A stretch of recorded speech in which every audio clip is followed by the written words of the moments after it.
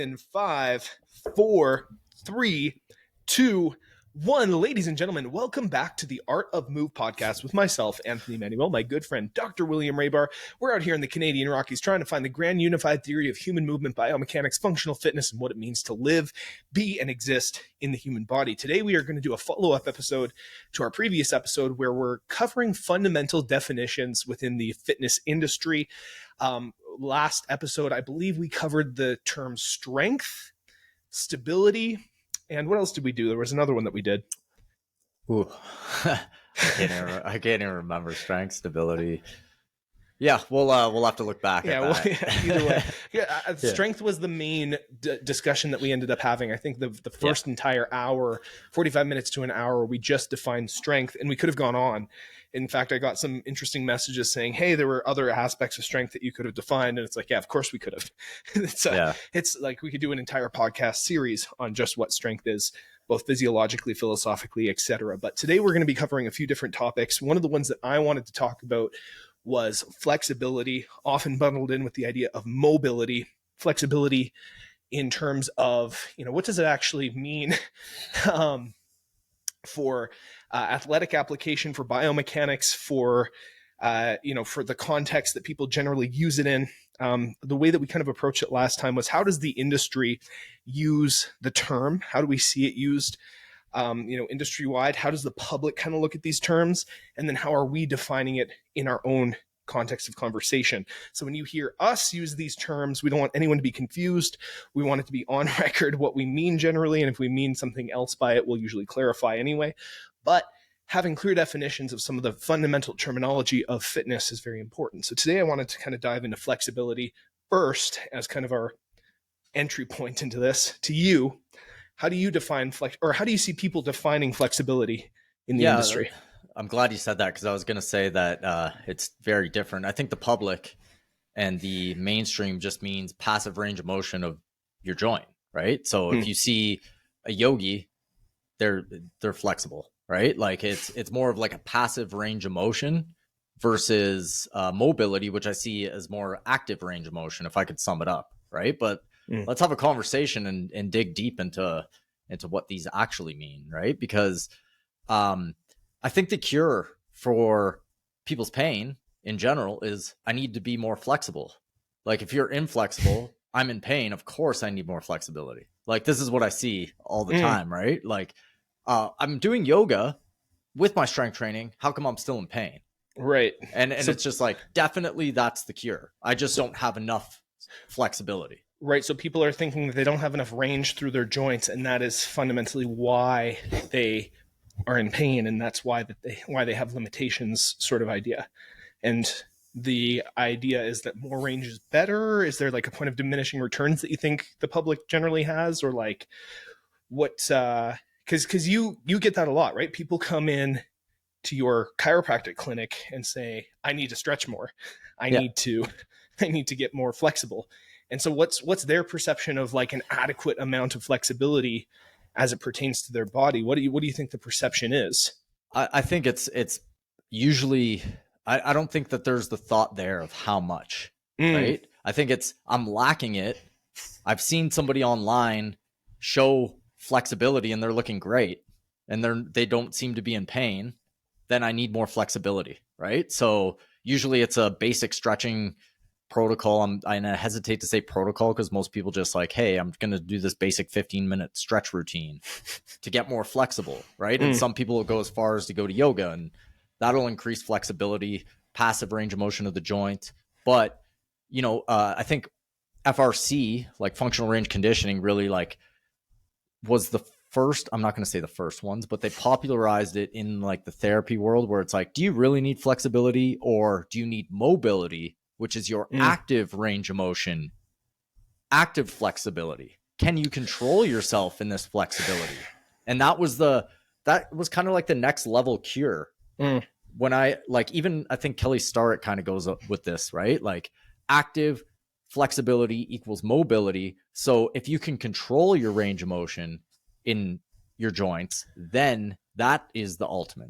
Well, it's interesting because I like active I think there are so many different types of flexibility that you could define. There's active, passive, dynamic. There is active dynamic. There is when you're talking about the FRC style of controlling active range, that could be different than, say, someone who is activating their musculature and supporting their body weight in the splits, for example, versus when you're lifting up your leg straight ahead of you. That is a different type of active flexibility, right? Where um, it, we also kind of have to define like what limits and inhibits range of motion through a joint. There are Mm-hmm. actual there's actual tissue limitations. There are like factors of neurological inhibition that take place. Like your system will literally stop you from accessing certain ranges because you are too weak to support your tissues in that position, or your nervous system thinks you're too weak to support yourself in those positions, so it stops you from going there. There are all kinds of different things that we have to consider when it comes to what actually inhibits range of motion through a joint. So what's your understanding of that? Ooh, there's a lot there.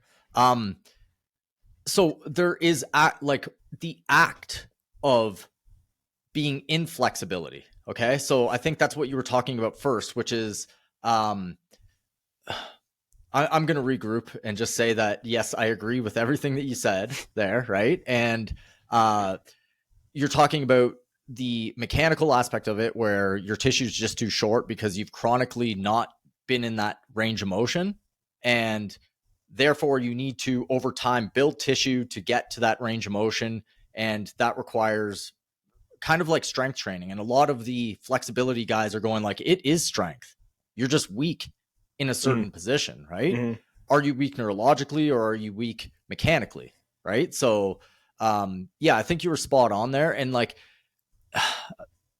I'm going to come back to this idea because I kind of had the idea that there is the act of being flexible, and then there's the act of being able to control your range of motion outside of the context of working on your flexibility. Yeah, I'll come back to that thought. So an example could be a person who is training their splits, and they can hold the splits, and even if they're in an active range in their splits, can they take that range and kick over their head?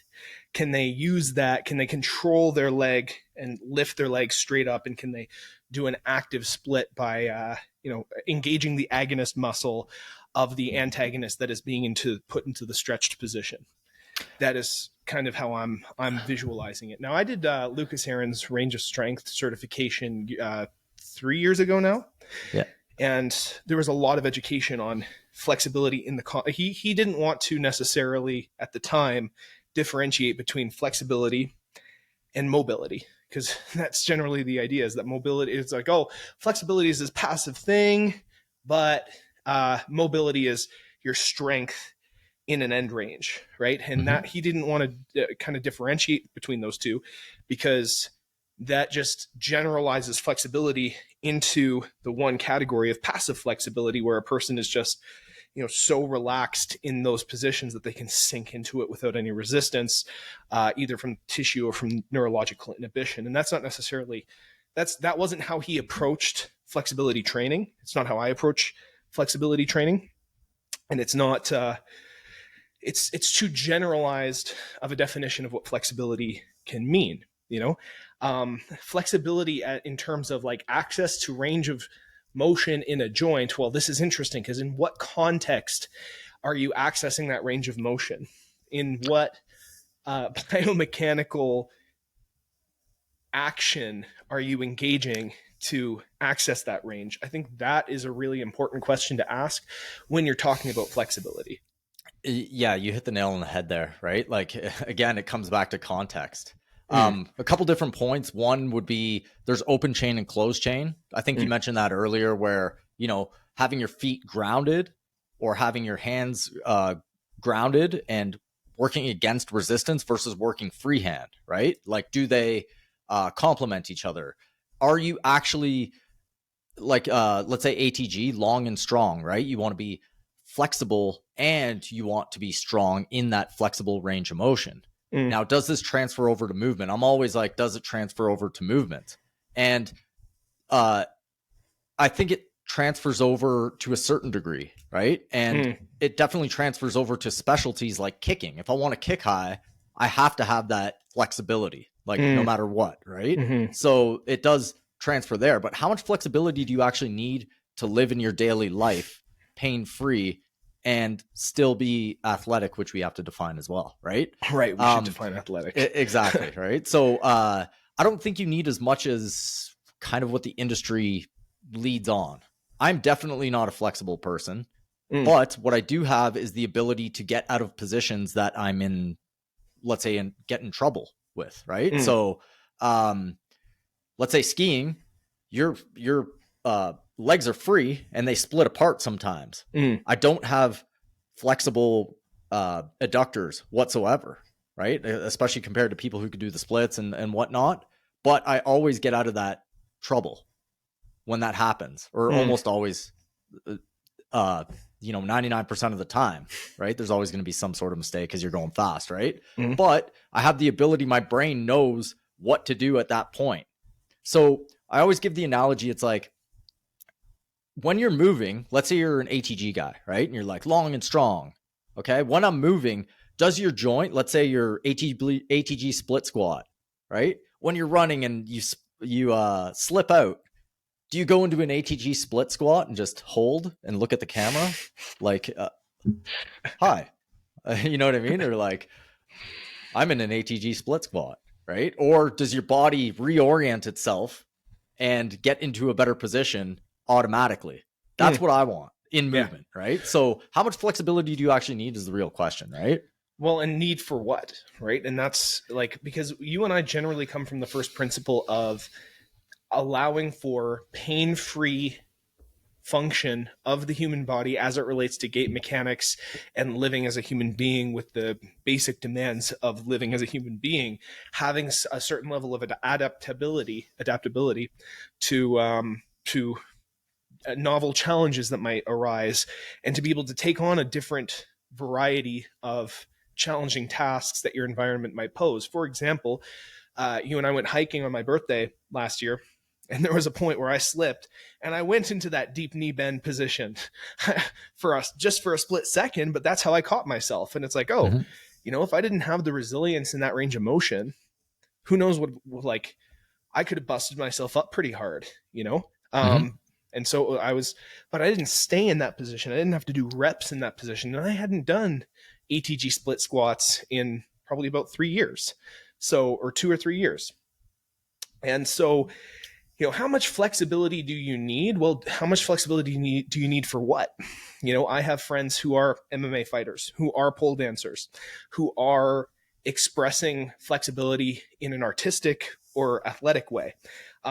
Dynamic flexibility is different than, the flexibility, like a Brazilian jiu-jitsu fighter, for example, would want to be able to articulate their joints and almost be able to put their legs behind their head if they want to get into some of these more complicated triangle choke positions. Yeah. A pole dancer who's doing some expressions of the splits on the pole and are holding their entire body weight up from that position would want to have an inordinate amount of strength and to be able to articulate not only passively, actively, and dynamically, but a kickboxer doesn't need to necessarily be able to do the splits if he can dynamically express a kick, because a dynamic flexibility, when you're kicking and you're using momentum and you're allowing the tissues to stretch and recoil, is different than the expression of flexibility when you're in the splits, either side or front, right?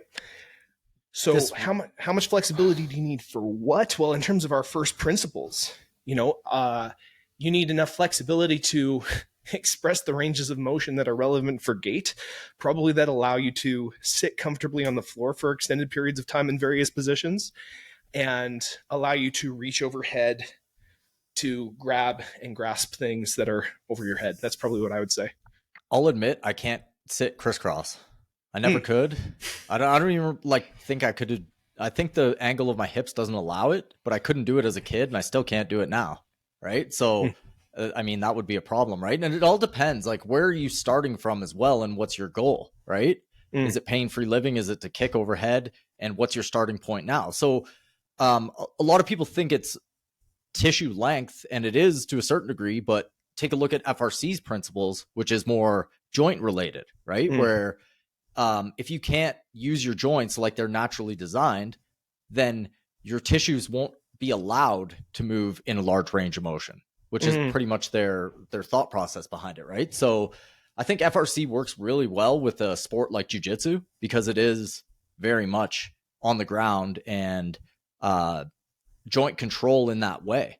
But does doing FRC translate into real life movement? They would say yes, because we're just treating a joint like a joint. We're recreating your joint. If you can't move your shoulder in, this range of motion back here, you need to get that range of motion in order for it to be a shoulder again.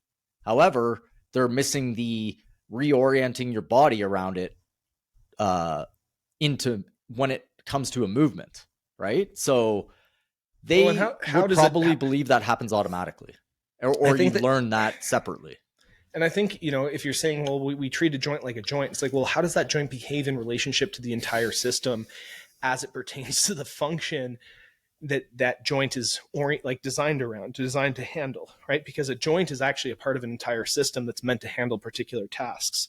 So, the other factor that's kind of interesting is like when you're talking about flexibility, most people can put their leg up on a table, right? Off on the side. Like you can lift your legs straight up and like rest it on a table. Yeah. And you can do that with both legs with the other leg on the ground. But as soon as you try to take both of those legs and pop them out into a split, well, then you have a different like set of inhibitions that your body is trying to like hold you back from. Right. And so it's like sometimes your passive range of a particular joint does not translate to other expressions of movement, flexibility, range, or just that flexibility or range. Yeah. Like most of the tests therapists are taught are passive table tests, right? So what is this passive range? And then you get the person to activate, and that's your active range of motion, right? But again, it's missing the orientation of the joints, which can only be seen really in movement, right? Like, and you hit the nail on the head. It's about systems. It's about systems working together, which doesn't only include mechanical systems. You have to take the neurology into account there. You have to take the tissue the mechanics into account there. You have to take the joint into account. And you have to take all the systems into account. It's not as simple as just what's your passive range of motion? What's your passive flexibility? It doesn't show that much. I've seen yogis who are insanely flexible and look stiff in motion. So it doesn't always translate. Like the two are not the same, but they have relations. Like if I high kicked right now, it wouldn't look good. Okay. Because I can't kick above my head. Now, do I need to do that ever? I could probably do it actually with some compensation, right? Like I'll jump first, get momentum. I could do it, but do I need to do it? Probably not. Right. Like, that's a specialty maneuver to me. And, if I want to do it, I'll have to train very specifically. I would probably use like a range of what's the guy's called? Lucas Aaron's program or something along those lines to gain strength in flexibility, which raises another point. I don't know if you wanted to get into this, but the thought process in the industry right now is if you gain mobility and you have strength, that's kind of the ultimate. That's the ultimate like template for an athlete. Like imagine an athlete that just had the range of motion, all the ranges of motion available, like Lucas Aaron, and strength. Then they can go into their sport and be like excel in their sport. So all like somebody who has those attributes, the range of motion and the strength, all they're missing is a sport, and they would be good to go. They would be bulletproof. But is that the case? I don't know. When I was doing Lucas's program, I got to a point where I could do like a pancake split where my legs were spread out and I could put my forehead flat to the ground, and then I could get up and I could load up a bar with 385 pounds and squat it for 2 or 3 reps. Now, I never really tested my 1 rep max when I was doing that, but I was probably well over 400 pounds. And I did feel pretty good, but was I still stretching out and feeling like my back would kind of ache if I walked too long? And, yeah, of course. Like I was still achy. I still didn't have the lifetime pain-free sort of experience that I'm having now, where I'm less focused on that type of training. Did I feel better than when I was just weightlifting? 100%. I felt like night and day difference in terms of how good I felt in my body. I could actually kick myself shin to forehead. Like I could make Yeah. contact. Like if I did the high kick, I could literally kick myself in the head, which was funny. I got pretty flexible. Now, what what translation does that have to biomechanics?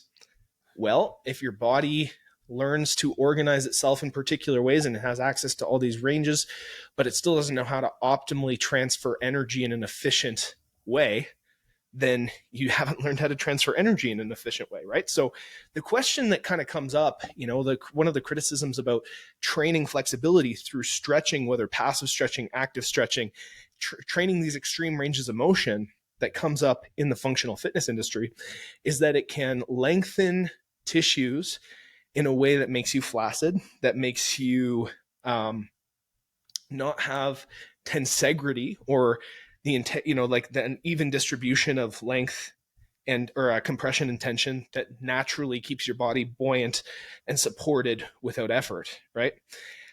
And it's an interesting criticism because a lot of other guys would say, well, if you're training flexibility in the context of strength, in terms of like creating strength through that length, then that wouldn't necessarily be an issue. Of course, I think the functional fitness crowd would probably say, well, if you're lengthening ligaments and these other connective tissues that aren't meant to be lengthened to these ranges, then you're kind of screwing yourself, because it's not necessarily muscle tension. In the long run, you're going to have these overly lengthened fascial networks, these overly lengthened connective tissues that will not be able to support you as you get older. What's your kind of take on that? Yeah, like I have a I like the tensegrity model. Okay, like how to get there is there's a whole bunch of theories on how to get there, right? But you raised a good point. Like, how do I say this? Like, is the FRC approach, which doesn't really take muscle length into account, okay, and doesn't really mess with tensegrity so much, okay, it has the joint approach, is that doesn't take a tensegrity into account in that way. It's not overstretching muscles like yoga, let's say, or it's not, overstretching like a range of strength type maneuvering. It's only taking joint capsules into account and recreating the joint. Okay. So maybe this doesn't have much to do with what you're saying, but is what I see from the FRC practitioners basically is they do just keep doing it. And you get really good at FRC. And I see this with a lot of different systems, is you get really good at the systems, but can you move it out of the system and recreate better movement outside of the systems? Right. So I don't see that a lot. I don't see good movement outside of the systems, even like PRI. I'm gonna name names, right? PRI. I see a lot of like theoretical. If I do this maneuver and this is relative to this motion, then this is internally rotating as that's externally rotating. So this is happening because of it. And it's like, okay, maybe theoretically, but can you show me the result of that in real life motion? And I don't see that very much. Right. So do these exercises actually translate into real life motion? Are you actually able to express your full potential in a movement from these systems? I don't see it too much outside of most systems. So, right. Yeah. And that being said, it's like, again, you're kind of asking for what? Like I've seen guys who are kind of disciples of Lucas Aaron who end up being exceptionally good at expressing high kicks, really, really good at it, like using these flexibility gains that they're doing. Some of them are just doing like splits and squats. And that's like, he literally has a program called Splits and Squats, or Squats and Splits. And that's all it promises to do. It doesn't promise you better move. Like a lot of these things don't promise you better movement. They don't promise you less pain. They just say, hey, you'll be able to do this thing. And even Lucas has this definition that is, it's a feat of flexibility, the same way that a feat of strength could be performed. A guy deadlifting 700 pounds is a feat of strength. A dude doing the splits between two chairs is a feat of flexibility. It is. It's an expression of an ability. And so what do these expressions of ability translate to in movement? That is an interesting question. How much more specific to the function do you want to get? Greg Lehman, you know Greg Lehman? I do. Greg Lehman had an interesting response to the idea that you shouldn't stretch, because it creates instability and decreases needed stiffness. Let's hear it. I'm gonna pull it up. There's a whole post. Sure. Again, I wanted to emphasize, just as you're doing that the definition of what an athlete should be, or a good template, is to have the range of motion and the strength. That's what I see from the industry as being the thing to get you to the athleticism.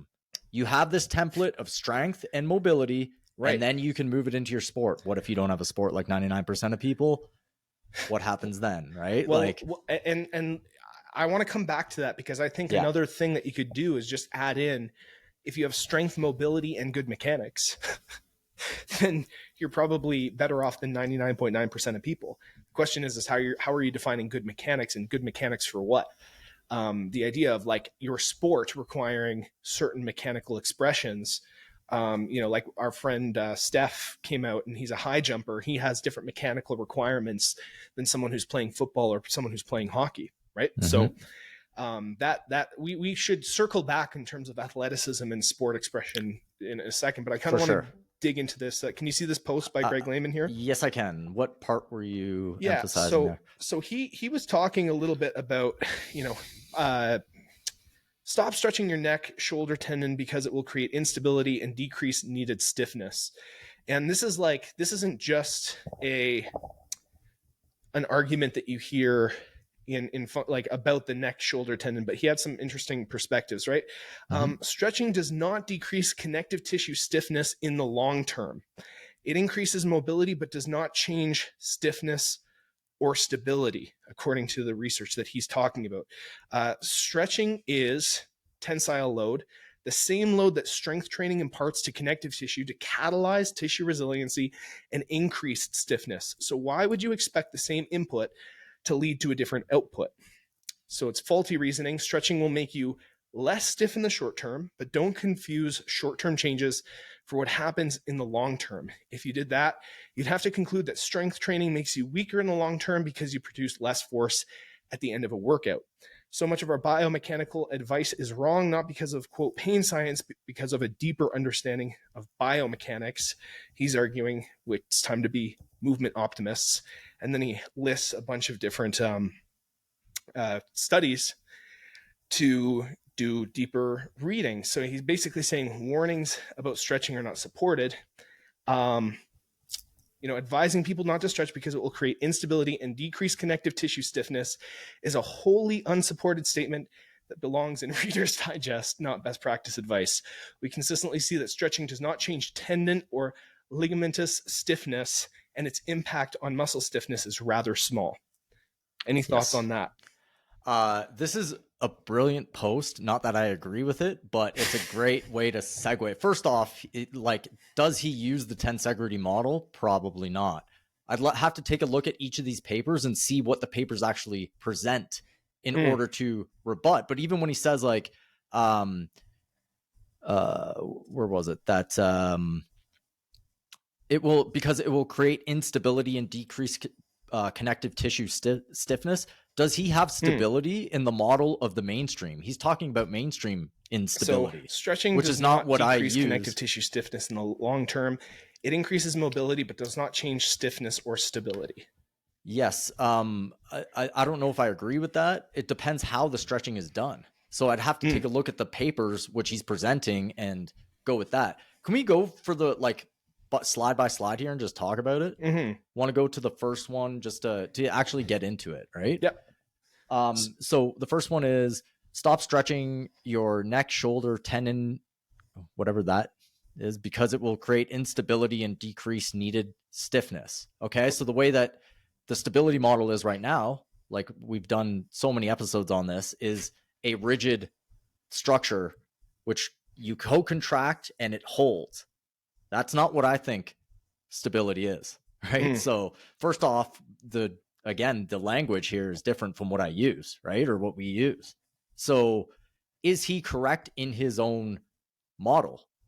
Don't forget, he's looking at papers here. This guy is a research-based practitioner, right? He has to go with what the research says.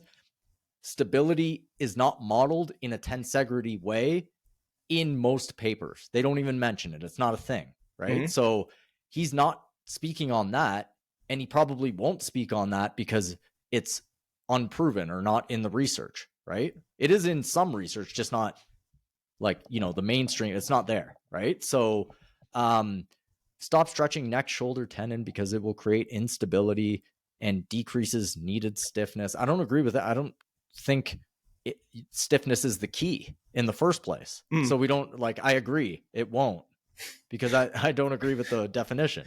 Well, yeah, I guess stiffness, is it stiffness or length that people are criticizing? Like, stop stretching because it will increase the overall length of your tissue over time, and that will create instability or a lack of the appropriate tension required for overall system tensegrity. I think that's the actual argument, isn't it?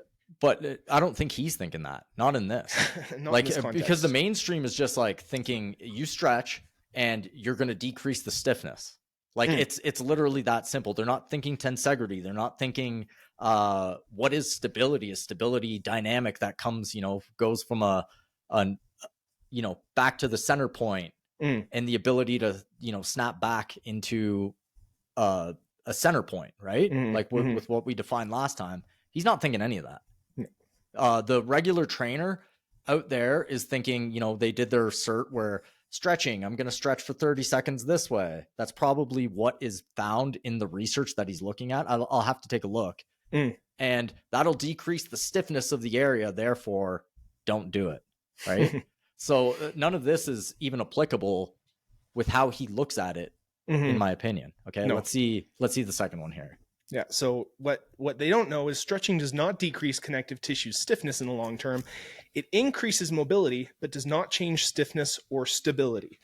And again, stability maybe is defined as stiffness in this context, right? Where, as opposed to where we're talking about stability in a dynamic way, where I say stability is the ability to resist deformation in the face of dynamic forces and the ability to return to its homeostatic center point, right? That's that tensegrity model. That's what dynamic stability is to us. I think they end the definition in stability is the ability to resist deformation in the face of any forces, right? Yeah. Stretching does not decrease connective tissue stiffness in the long term. I would love to see where he got that and what paper he got that in. I'll have to take a look because, I mean, if you list literature, right? So there's some basis to what he's saying, probably.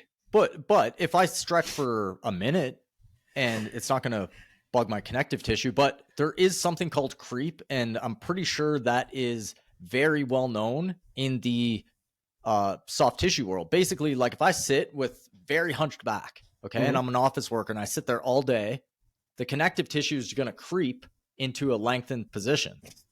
Okay. So I am stretching that connective tissue in that way, but I'm doing it over hours. Is the research he's looking at, is it a 30-second stretch? What type of stretch is it? I don't know. I can't say, right? But I don't agree with this in it has to depend on what type of stretch is done, right? It increases mobility, but does not change stiffness, stability. That doesn't make sense to me. That you can't make your connective tissue decrease stiffness by stretching. That's literally what he's saying here, right? It increases mobility, in another way, but does not change stiffness or stability. So again, the idea of mobility and stability kind of being tied in together. And again, it's what kind of stretching are you talking about here? Those are some questions that we'd have to ask. Okay. Yeah. Let's move on to the next one. Considering what stretching really is, it is merely tensile load. It's the same load that strength training imparts to connective tissues to catalyze tissue resiliency and increased stiffness. So maybe that's his argument, right? It's like, okay, well, stretching is actually a load that you are imparting on your tissues. And if you're imparting load, tensile load, then you're going to maintain and even improve stiffness. But what is tension actually? Like tension is pulling apart, right? Like its actual definition, if I have this piece of rubber and I pull it like this, that's a tensile load, right? So if I hold that there, this is going to stretch. If I hold this here for 5 minutes, it's going to stretch. But if I just do that, it's not going to stretch. So both are tensile loads. One is going to deform the tissue. The other one's not. Again, it's context specific. I have to see what the actual research says. And a lot of times the papers are pretty slim with what you can take from them, right? I'll have to take a look. Like he's right. It is a tensile load and you can adapt to tensile loads. That's basically what he's saying there. And he's saying that if you adapt to tensile loads, you will not have a decrease in tissue stiffness because you're teaching your body to have resiliency in that extended range, in that stretched out range, which will increase tissue resiliency and stiffness in that range. No? Unless it's creep. Right. Right? So if I do this, like this isn't a living tissue, but if I just pulled like this, the living tissue would probably connect more. I would get more resilience. If I pulled it and just kept it there, will it increase resistance? Probably not. Like an extreme example, an extreme example would be if I tear a ligament. If I went over on my ligament and my leg, that's an extreme tensile load quickly. It repairs, but it still stretches out. Right. Take that on a sliding scale and go down. Right.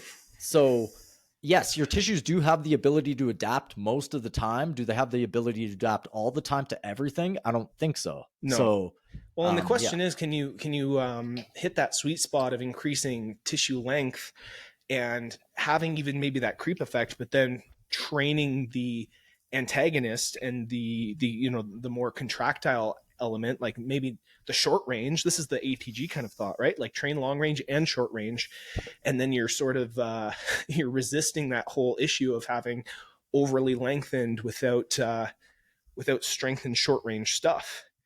That's a very interesting point. Okay, so get this. On a practical sense, from my experience, let's take the HEG split squat. I go down and like, you know how you get to the end and it's pulling your Achilles tight, right? Like your foot, I don't know if I probably can't show you, but basically the foot is being pulled tight.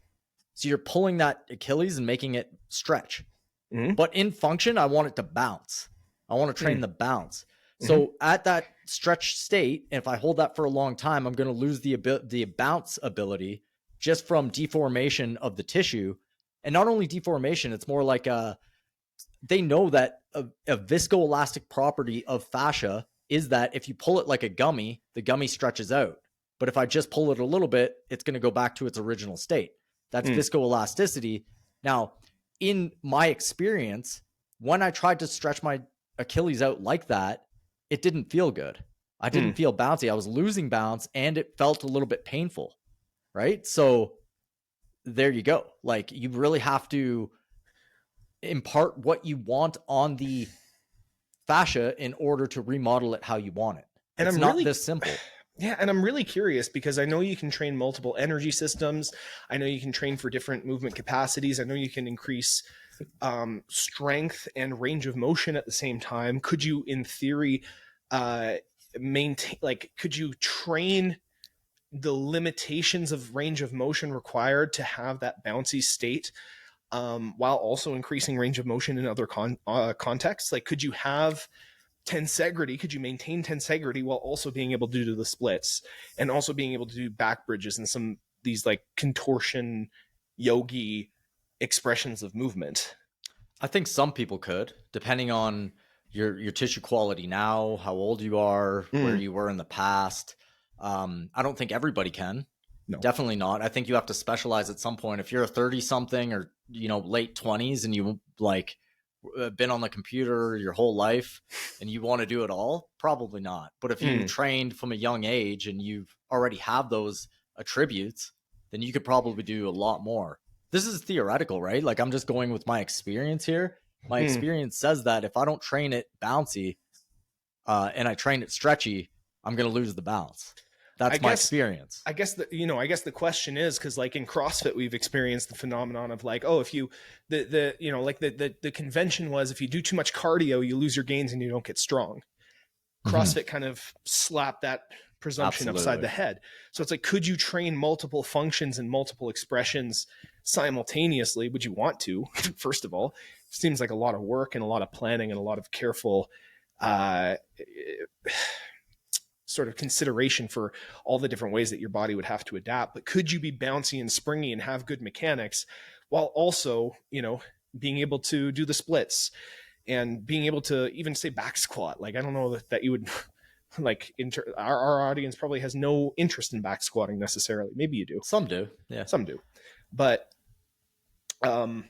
could you do everything? I'm very curious about that. I'm always the type of guy who's like, can I have it all? Yeah, like it's an interesting question, right? Like I don't think Greg has a paper for that. No. You know what I mean? Like how do you even study that? It's very, very well. I don't think that a study exists for that, so I don't think Greg would comment on it, right? Right. So, Right. can you do it all? Careful consideration and planning, and a lot of time, and some good attributes. You could probably have a lot. But have it all, maximizing everything, probably not, right? Like Right. at 40 years old right now, do I want to max out my range of motion and take away from movements and take away from, movement generally has a positive effect on mood. It's a meditative, and like I do it outside. Would I want to take that and just start stretching and increase my tensile load? Probably not. I'm not going to get much benefit. And can I take that back into movement? Probably. And the time considerations, I don't want to do it, right? But if you want to experiment on that, be my guest. So let's bounce back into this this post here. He's talking about the faulty reasoning, that the idea that stretching will make you less stiff in the short term, but you shouldn't confuse short-term adaptations for long-term adaptations, because if you did that, then you'd have to conclude that strength training makes you weaker in the long term because you produce less force at the end of a workout. So he's saying that, like, yeah, okay, stretching under tensile load will actually decrease stiffness after you do a stretching session, but that is a symptom of like a short-term adaptation that you are adapting to become more stiff and more stable. What are your thoughts on that? Yeah, again, like I agree with what he's saying here. It's just context of how you do it, the time considerations. What is the actual paper he's citing here? I don't know. Can you adapt from tensile load? Again, I think that's the key, right? Can you adapt from tensile load? Absolutely. Does it have tensegrity as a variable? Absolutely not. Does it have a lever system stretching routine as a variable? Probably, right? Do lever systems happen in real life motion? Rarely. So, like, I mean, these are all considerations to be looked at when thinking about this. So, yeah, that's the post that I kind of wanted to cover. I think that kind of dug into it enough there. I think it's pretty interesting stuff. Yeah, it is interesting stuff. Yeah, I'm gonna actually take a look at that. The papers. Go dig into some of the papers. I don't want to dig into the papers right now, but definitely not. Definitely not. It takes a while. We can go. We'll do some reconnaissance and see if there's anything worth digging up and talking about in another episode. I just wanted to talk about that because that was probably the closest direct response to some of the criticisms I've heard in the functional fitness sphere against stretching. And the idea of creep was very, very interesting for me to hear from you. And I am still fascinated by this idea because, like, I can't do the splits anymore. I have trained my way out of it. And I also right now, like, there was a time where I could sit in Seiza very, very comfortably for at least a half hour, maybe 40 minutes ish. And because I've started using this walking desk and I almost never rest on the floor anymore, I'm always standing or walking. Once in a while, I'll sit down in a chair, but I don't do a lot of floor sitting anymore. So I've lost my ability to do that as well. But even Lucas Aaron uses flexibility training to regain what he calls groundfulness, the ability to just rest on the ground comfortably without any inhibition and discomfort. And that requires, in his mind, a certain level of tissue length and, again, lack of neurological inhibition for you to just be able to rest comfortably and sit in the seiza position. Yeah, that's interesting stuff, because I've been doing a lot more ground resting position, because I do it a lot at work now. Like when I'm working on a patient, I'll rest when I can, right? And my ability to rest, I look at it like pressure relief. Do I need to release a little bit of pressure? So I have that sort of pressure valve, and seated like seiza and positions, certain FRC moves to me are pressure release valves during the day. So I don't have too much pressure. I can bring it back down to a homeostatic area where I don't feel a lot of pressures on any part of the body. And it's like, when you don't have a lot of pressure, let's say you build up pressure in the low back. I see a lot of people actually have this issue as like patients that come in. It's like, you don't even have an issue. You just built up so much pressure, you don't know how to release it. And a lot of times it's like very quick to switch when that's the actual issue, right? So when I see that and someone has built up a lot of pressure, they're in pain. And now you're not going to be reflexive. Your body will not allow you to push power out of that and be reflexive. So the pressure was your issue. Now, there's a million ways to go about that. But for me, the easiest low-hanging fruit is just pressure relief throughout the day. The most simple thing I can say for almost anybody, because there's a difference between what's optimal and what someone will do, right? The easiest thing, lay on the floor for 5 minutes, put your feet up, let yourself relax, right? So if someone has that issue, pressure release valve, FRC is good for this. Yeah, there's a million different ways to do it, but yeah, I found that an interesting. I think concept. Flexibility is interesting to me too, because part of it is a neurological skill in terms of allowing your body to access certain ranges and again, express strength. And I'm fascinated by this idea of like, you could have the strength capacity in you to like deadlift 400 pounds without necessarily training to deadlift 400 pounds. And I experienced that recently. I went and I tried some trap bar deadlifts, and I managed to like do 6 reps at 375 easily, no pain, nothing. I never trained deadlifts. I'm only doing, functional training stuff. I have the functional patterns RG bar for like lower body stuff. I'm sprinting, I'm jumping around, but I barely train my lower body at all. And I have this capacity to just lift this stuff off the ground. And that's in my nervous system, right? Like that's in, I trained the pattern for many years. So I know the mechanics of it and I know how to organize my body in that particular way. But I also think that having the ability to call upon these tasks when you need them, but not necessarily using them all the time and having your tissues adapt to them chronically is an interesting idea, right? So it's like flexibility as something that you could call upon. Like, for example, when I slipped when we were hiking and I went into that super, super deep knee bend, I'm not doing these ATG split squats, but there's enough trust in my body and enough familiarity with these ranges that I can bounce in and out of that range as I need to. And then I can neurologically allow myself to go there if I need to and stop myself from going there if I don't. Like if I'm sprinting, I don't want excessive rotation, internal or external. As I'm running, I want to have a certain amount of stability in the face of those dynamic forces. I don't want to yield to the rotary forces like I would maybe want to yield in like a split, how, like, for me, I'm fascinated by this idea of like, can you call upon it when you need it and inhibit it when you don't? That's something that I'm pretty interested in, because does flexibility, the ability to access these ranges, does it automatically influence your ability to resist other ranges? Say that again. Does your I phrased that poorly. I'm gonna rephrase it. Sure. Does your ability to access extreme range of motion in your joints inhibit your ability to have stability when you're trying to resist creating excessive ranges in dynamic movement capabilities? For example, if I'm doing the splits, is that going to really impact my gait mechanics? Yeah, that's it's hard to say. I think that's a case by case basis, but again, it takes a long time to get to the splits for most people, right? So you're putting a lot of resources and time and effort into getting the splits.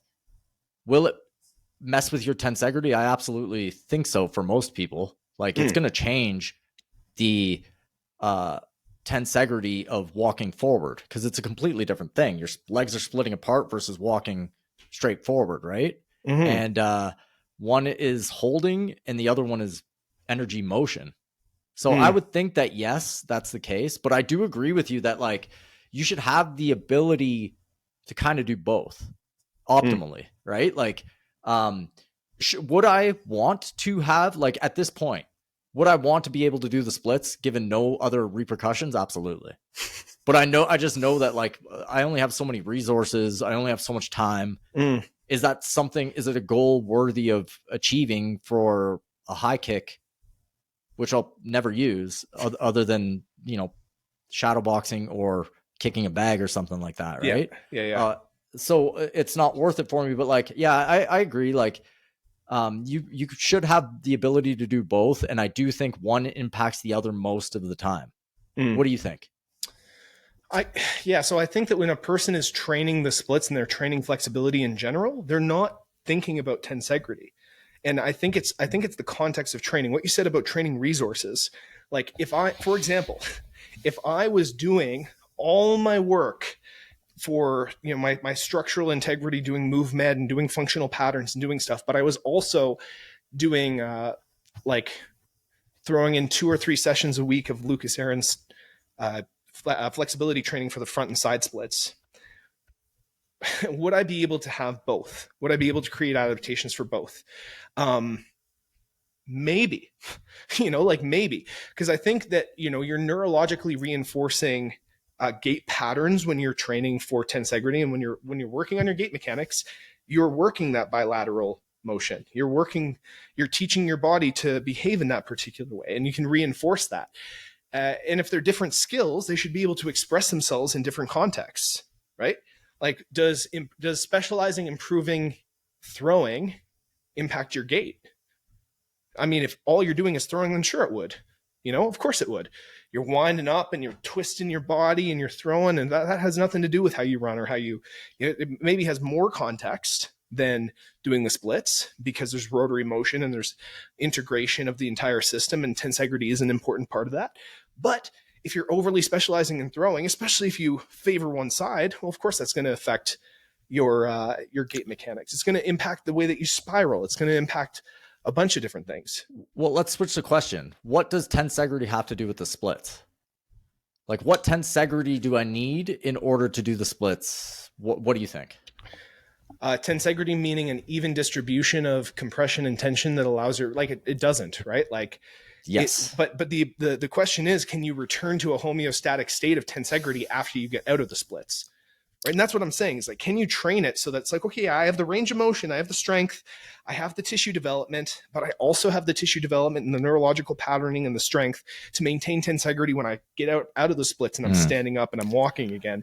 Can you do both? Okay, so the answer to that for me would be most people, no. Some people, yes. Very few people, yes. Does it take resources and time? Yes. If it's a goal of yours, do it. If it's not, then I probably would not do it and look at it like a specialty activity. It's just not a goal, so I would never do it. Right.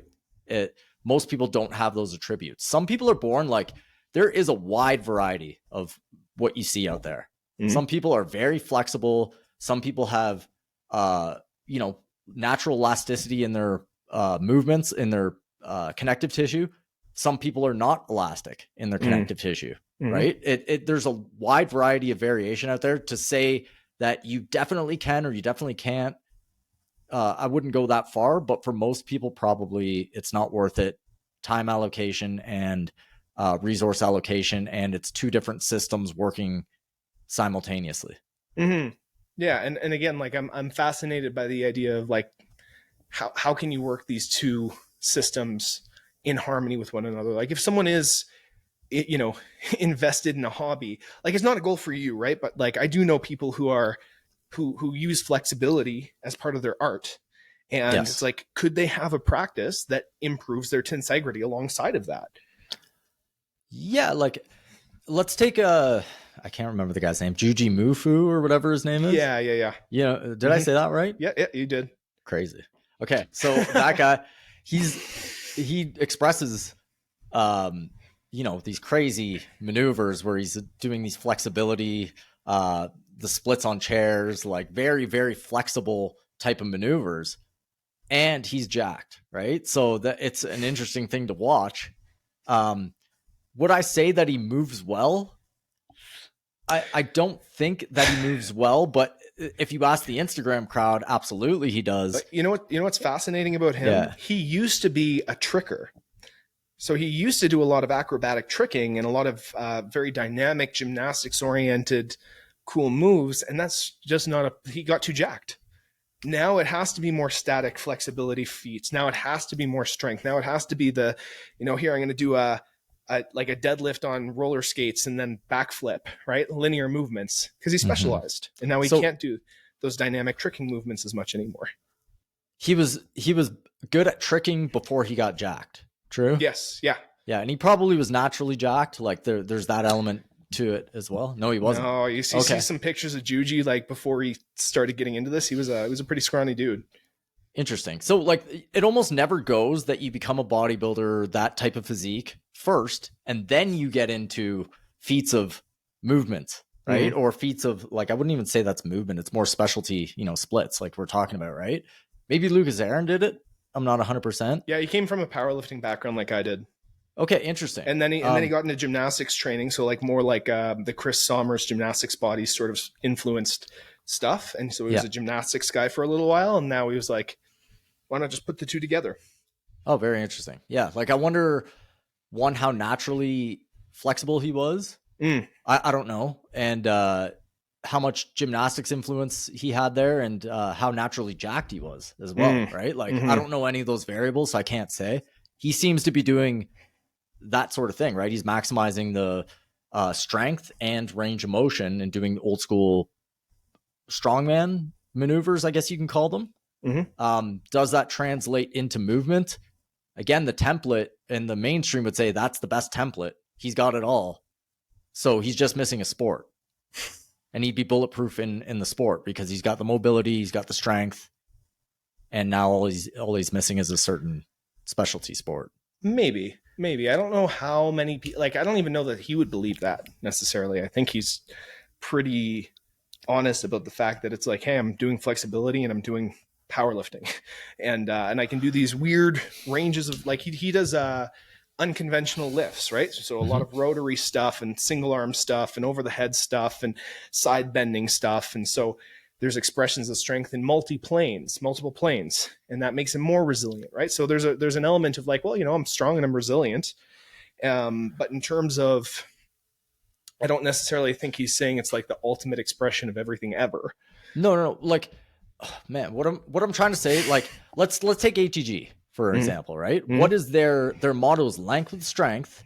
And if you're strong and long in every way possible, then you're bulletproof. Is that, and what am I missing from that? No, that's basically it. Yeah. So doesn't Lucas Aaron have all those attributes? Yeah. So he'd be the ultimate bulletproof example. And Lucas was part of ATG for a while. Like back when it was Real Movement, he was like part of the trio before they had their split, before there was the Exodus. Yeah. So like, I mean, he would be the ultimate bulletproof example. He's got major length in almost everything. He's strong in every plane of motion possible, even the ones that aren't even named, right? Like he's doing these maneuvers that I'm not even sure what they are, right? They're feats of strength in extreme ranges of motion at length. So he's got the ultimate template to me. Like that's what I see from the theory behind it, right? So I don't know. In terms of application to movement, we always run into that issue, right? Because again, I think everything is context dependent. What kind of movement are you talking about? What demands of the movement are required of you? What qualities are, what tissue qualities and what attributes of your body are going to best serve that expression of movement? Active flexibility is going to be better for a pole dancer than for a runner. You know what I mean? Like a runner does not necessarily need to have anything close to the splits. They need to have bouncy Achilles tendons and less body weight. That's about it. Yeah, like I agree with that 100%. Mm. Maybe we've squeezed the juice out of flexibility, I I think think. flexibility, yeah, Yeah. flexibility is good. Um I think we can put a bow on that. If you guys have any other ideas about what we missed in flexibility, there's all kinds of definitions we didn't cover. I kind of alluded to the idea that there's dynamic flexibility, active, passive yeah, variations therein. There's a million and one ways that you could define all the different types of flexibility, but I think the whole thing is like there's context, right? absolutely. And this is more of a conversation. Like we want long form definitions, not just dictionary definitions, and Mm. talk about what the industry sees in it and all that, right? So what do you want to talk about next? Tensegrity, maybe, right? Or I think tensegrity could be a cool one to talk about. I have about a half yeah. hour left here that we can dig into, and then Yeah, we'll let's do that then, yeah. because again, that's missing. Like even in Greg Lehman's example, I doubt they talk about tensegrity. I actually saw, I believe, don't quote me, but I believe it was Research Flexibility was saying that tensegrity doesn't exist. But then I looked a little bit further, and he was talking about cellular tensegrity, Mm. right? So the great part about tensegrity is I can watch it happen, right? Like the model makes way more sense when you visually look at it, and you can slow it down, slow mo. It's one of those things that you can slow mo and be like, yeah, that makes more sense than levers, right? It's really tensegrity versus levers. And the industry, I shouldn't even say the industry. That's kind of like um, therapy, fitness, strength and conditioning. It's lever systems. Mm. Okay. Lever systems rule. Lever systems rule when you walk into a gym, but tensegrity is nowhere to be found. Like if I say tensegrity and I walk outside and tell somebody about it, they'll be like, what are you talking about? I don't think I've ever mentioned tensegrity and someone knew what I was talking about. Mm. Right. So it's not in the literature, not in a big way anyway. It's in the fascia literature, which is largely ignored, but it's the series of tensions and compressions Mm. throughout the body, allowing you to express motions in a, this isn't the official definition, more gyroscopic way using elasticity, Mm. tension, compression, and the motions become more rotary and more connected than they would be in a lever system, which is what you see dead guy anatomy.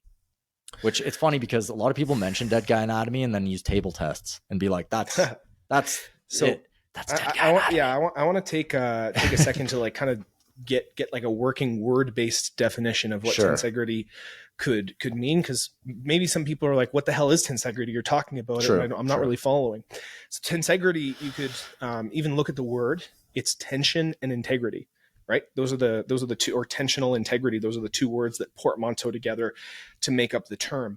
And there's an even distribution of compression and tension that counterbalance one another to create an equilibrium that holds itself up. There's like a buoyant support that is naturally maintained through an even distribution of tension and compression. That's my understanding of tensegrity. And so when you have the I'm pretty sure it was a term coined by Buckminster Fuller, who used it in an architectural context. And so there were, I think there were, yeah, it was an architectural context at first. So when your body exhibits a quality of tensegrity, it means there's a nice even distribution of tension where it needs to be, and other parts of your body are relaxed, and that even distribution of tension and relaxation, or tension and compression in different areas. You could consider your bones maybe almost as compression, and your connective tissue as the tension. You know, the length in your connective tissue and the compression of your bones. That's the tensegrity model. And when you have that even distribution, your body's buoyant. There's no effort required to hold itself up. It bounces naturally and returns to a homeostasis. I've been training that even model of tensegrity in my system for a while, and so this is my fourth hour walking today, and I don't have any pain in my system.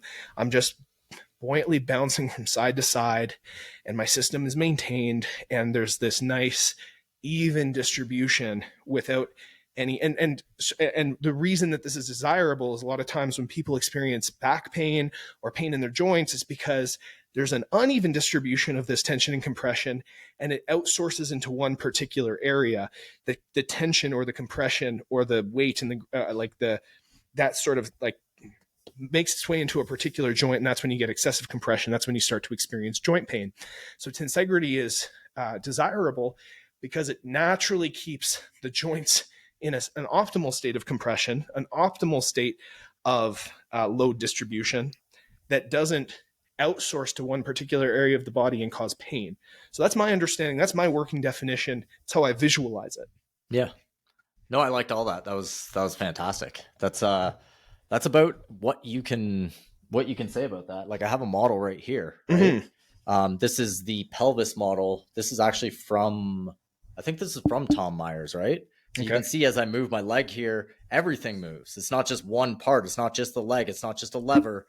The elastics are modeled as the muscles in the fascia, where the sticks here are modeled as the bones. And if I move one, everything has to move accordingly, right? So it's not just one lever system that's moving, or I should say one lever that's moving. It's a system that's moving together, right? Mm-hmm. So, I mean, this is just a model, obviously, but it really does work a lot like this. And that's how when I actually watch movement, that's how I see it now, right? And you could deduce a lot from switching modes in your own head when you're visualizing something, going from what is the lever working.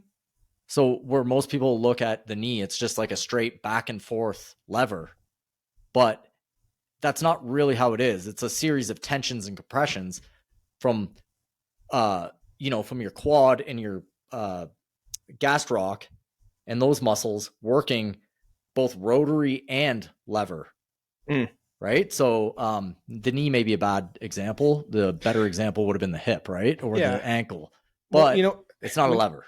When you're accounting for tensegrity, you're thinking less in terms of certain body parts and thinking about the entire system.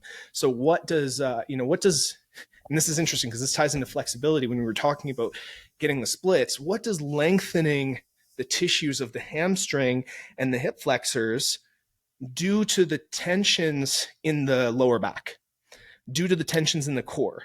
How much do they have to adapt or change in order to make up for the lack of tension that you create through lengthening tissues? Are you creating different adaptation? And this is where it's like, this is the conversation. How would stretching impact tensegrity? Well, if you're decreasing tension in certain areas or conditioning your nervous system to relax and not hold tension in certain areas, then that tension has to outsource to another part of your body because the whole body is a system distributing load in a particular way, right? There's a lot of variables here, right? Like, and it really goes to show people come at this differently. Like if I ask Jack Cruz, what's the juice here? Be in the sun, light. That'll make your fascia better, and then you'll have better tensegrity, right? Nutrition guys, you need to eat like carnivore guys. Eat collagen, and then you'll need to do that because no matter what you do, if you don't have the collagen, tissues aren't inflamed. So like that's the lens they'll see it. Neuro people will say it's all about the nervous system and being reflexive, where mechanical guys will be like, get your mechanics right and go from there. So it's like, do it all, actually, right? Do it all. I do think that there is a mechanical, like I look at the skeleton more like a blueprint, get that correct. And that's pretty easy to do, right? Like we're not going to get into that, but there's a, debate on that, but there's also egregious things that you probably wouldn't do. Like you wouldn't shove your hip way forward, right? Like nobody's agreeing that that's the way to hold yourself, right? With your hips way forward, lead with your pelvis, like leaning back with a lot of muscular tension, having to concentrically contract really hard. Nobody wants that. No. Like, and that's intuitive. Like nobody wants to have that in their body. So you can agree on that, right? So, but basically there's a lot of variables in play, like I was saying, and maybe you're missing one completely. Like, let's say you're completely off on nutrition, but you're getting the light and you're working on your nervous system and you're working on your mechanics, but it's still not working. You may not have what you need to get the natural elasticity in your tissues. Therefore, you can't get the tensegrity. So there's more variables than you think here. Yeah. And I think, like I think of tensegrity as a mostly mechanical thing, and obviously like biomechanics are more complicated because you need the raw materials to remodel tissue. You Mhm. need the energy, like the like we see that I'm wearing the blue light blocking glasses, a new practice because I did just get into the work of Dr. Jack Cruz. My sleep is so much better. I have more energy. My body feels good. And it's like, oh wow, this is a factor that I've completely ignored for in my entire life that probably held me back in ways that I didn't even realize. However, it's like I still need, but like my mechanics have gotten so much better over the last few years. I don't have pain in my body because I have oriented my training principally around creating a sense of even distribution of tension and compression to optimize for gait mechanics first and foremost, so that I can walk for hours, that I can be pain free as I'm standing and sitting. When I work my tensegrity and I work the even distribution of tension and compression, when I think I mentioned this on a previous episode, I had a 16-hour travel day where I flew back from Istanbul all the way back to Canada. And I was sleeping on benches and I was hunched over and I was in all kinds of weird positions. And I got back and I felt fine. Like I didn't have any pain in my body at all. I didn't have to stretch. I just felt good. My body was able to return to its sense of equilibrium because I had trained that equilibrium over several years. And like, that's my body's default. And so it's resilient in the face of, shorter term. Like now, if I had to do those travel days every day or every week, even, I'd run into problems. Right. But because it's the exception and not the rule, I'm able to resist those issues that come up because I've trained this default state of a natural equilibrium through tensegrity in my body. Now, I find it interesting because, like, even when I had a more linear lifting approach, I still intuitively understood this concept. For example, someone had lower back pain, and I'm like, your hamstrings might just be tight or weak. Because if your hamstrings are tight, then that's pulling on the tissues of your lower back and it's creating some compression. So let's stretch out your hamstrings. And if your hamstrings stretch out, there will be some release in the tension that your lower back is starting to take on to compensate for that. So there is this intuitive understanding that, like, okay, if you have one part of your body pulling, then it's going to pull on other parts of your body because your body is interconnected. Even if we think in terms of, that was me still looking at the body as a system of parts as opposed to an integrated whole. There's still an intuition that your body is one whole thing and that one part affects other parts of the body, right? Like Tom Myers said, there is also lever systems. You know what I mean? Like there's lever systems and tensegrity.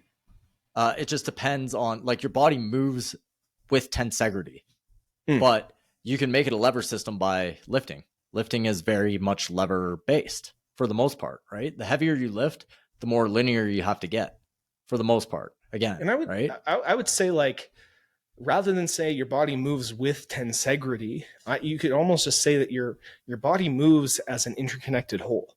And there's no one part of the body that can move independent of every other part of the body being impacted in a particular. Well, not every other part. You could just say, what it's if like, I just did this?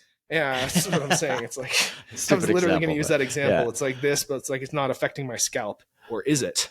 Like. Well, it's funny because I think that if I did this, you could read my the ECG on my or EMG, whatever it is, the electrical conduction on my transverse abdominis, and you'd probably feel some get some reading, right?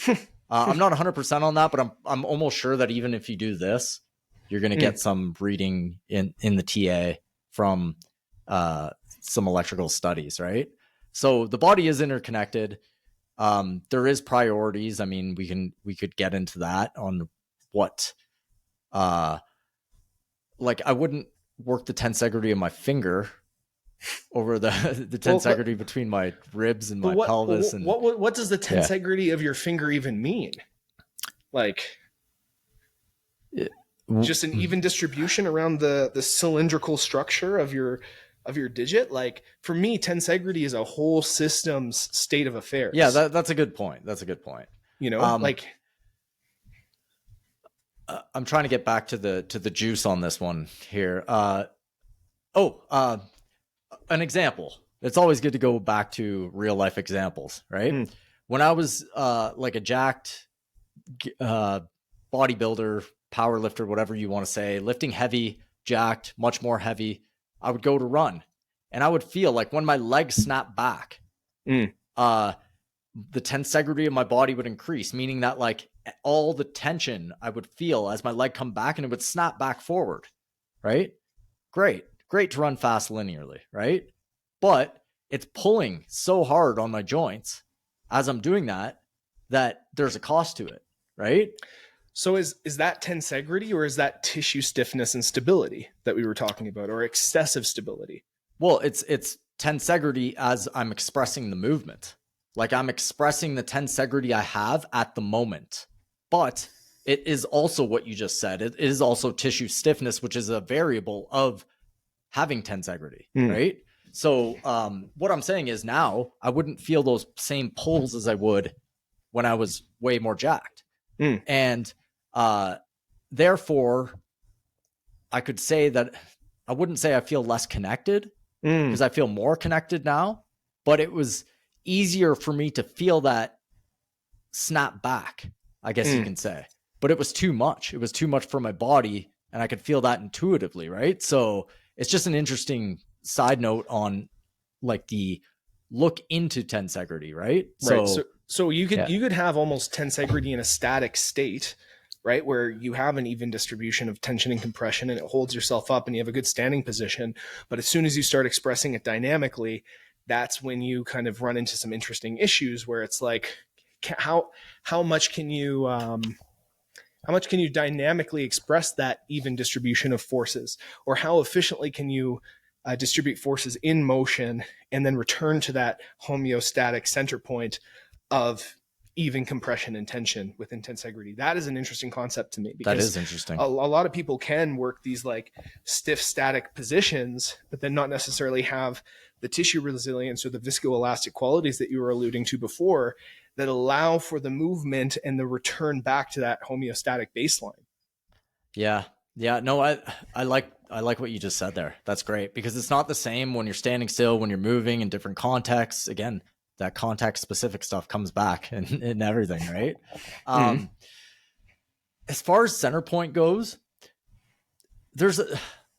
so I like nooks and crannies. You know what I mean? Like I like to be able to come off of movement. For example, in boxing, when you're moving your head, right? This is my new center point now. The center point's no longer where I was. So my center of balance is always where I'm at, or center of tensegrity is always where I'm at in the moment, not necessarily where I was before. And that ties into balance and tensegrity, right? So that one is hard to even talk about because it gets more complicated and it's more in the context of movement, but it does have a lot to do with tensegrity as well.